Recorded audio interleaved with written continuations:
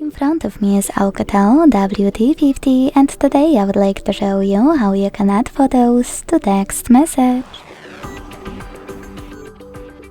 Begin by opening Messages app and selecting or creating a chat. Then use this icon of a camera and the photo at the bottom left corner.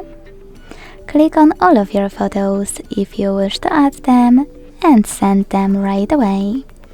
If you can't find them here, you can also select folders, look for a chosen photo and click on it to add it. Then do exactly the same with all the other ones.